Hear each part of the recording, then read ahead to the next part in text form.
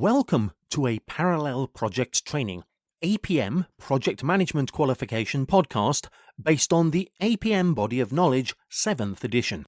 You should be using this in conjunction with our e-learning, podcasts, and potentially a tutor-led course. For more information, please visit www.parallelprojecttraining.com. Hello, welcome to another Parallel Project Training podcast. My name's Paul Neighbour, and with me is Jan Underdown. Hello, Jan. Hi, Paul. How are you doing? Good. So we're looking at the 7th edition of the Body of Knowledge. 7th edition. I know. Do you remember the first? Not quite. Paul. Not as old as you are. I can't remember. I remember 4, 5, 6, and now 7. Yes. Yeah. So we're looking at communications. Okay. I did see somewhere once they said that 80% of the time project managers spend in communications. Well, they should do. I've actually experienced projects where the output of the project is straightforward and easy to do, but a lot of my time has been around communicating and managing those stakeholders. Getting their buy-in. Yeah. So our learning outcomes or assessment criteria for this are: explain the benefits of a formal project communication plan. Mm-hmm. Explain the relationship between the stakeholder analysis and effective communications plan. State the factors that can positively and negatively affect project communications. So let's start off with the first one of those. So explain the benefits of effective communications. It's a funny thing, Paul, because even though we have all these gadgets and gizmos to actually communicate, like our emails and our smartphones and podcasts and webinars and Skype, we are so bad at communicating. Do you think so? Absolutely. And to actually get our message over, to make sure we're actually kind of engaging with people. And so the benefits of the communication plan is to sit back and really consider about who we're communicating with. And of course, that can come from our stakeholder analysis, who our stakeholders are in terms of their interest and influence around the project, and especially when you're using the model of the blockers and backers. And also, how are we going to move somebody potentially against the project to get them into a positive space to actually get their buy-in? So you think getting buy-in is a absolutely, thing especially if you're into a change-type project, when you're trying to change working practices or culture of an organisation. And also, you need to consider those stakeholders too. We're working with a council just now, and they actually have such a diverse range of stakeholders. They have 42 different languages. Okay. So how do you make sure they all get the same message? That's it, and that's engagement with them.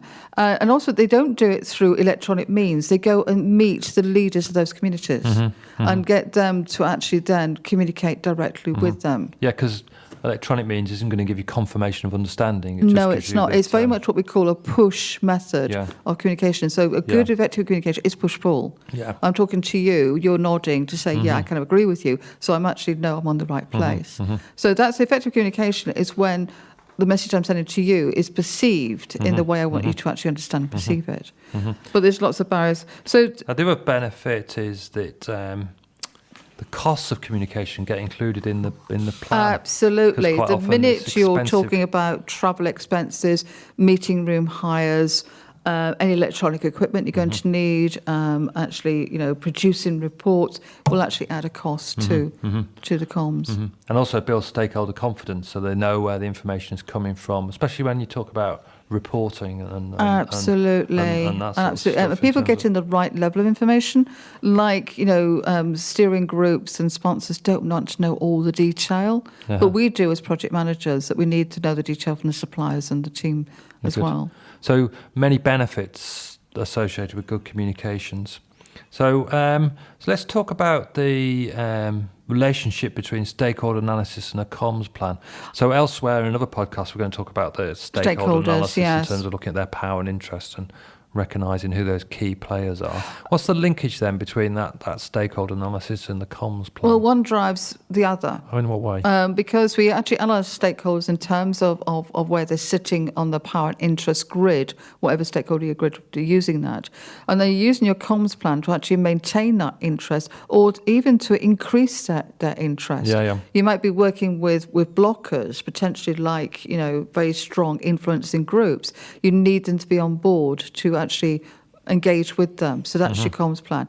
Also, your communications plan is it working? Are you trying to manage that? And also communications plan, especially if there's changes in projects, you need to communicate how we're going to communicate that change to those stakeholders. So one drives the other. Are we being effective in our communication? If not, why not?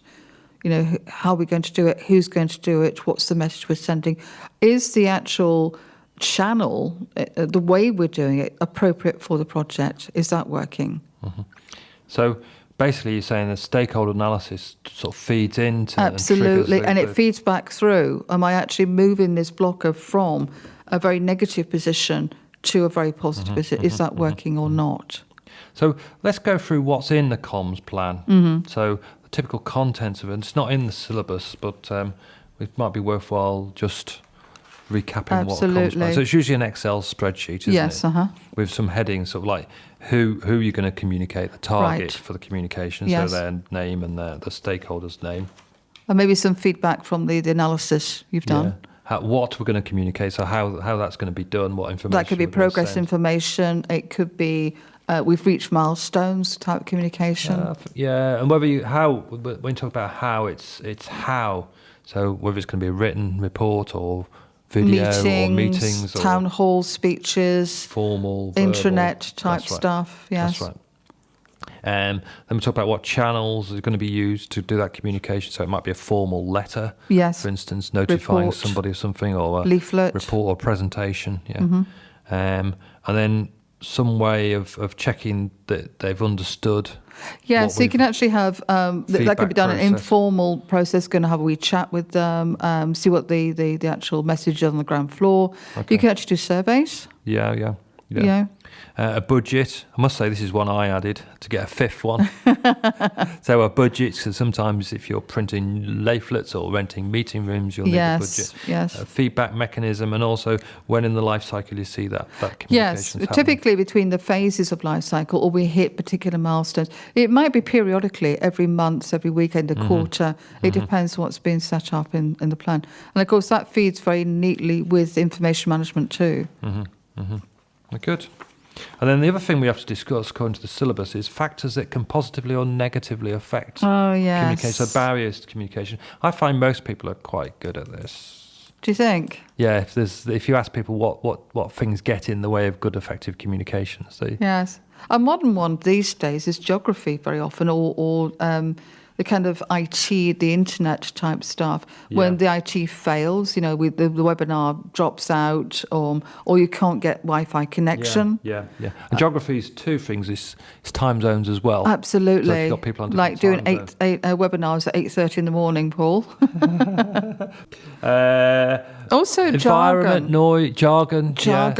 When people talk about an ABC or an XYZ, I haven't a clue what you've just talked about. Yeah, but I mean, I think jargon has its role in abbreviating and a common language. And also so my common language is your jargon, Yeah.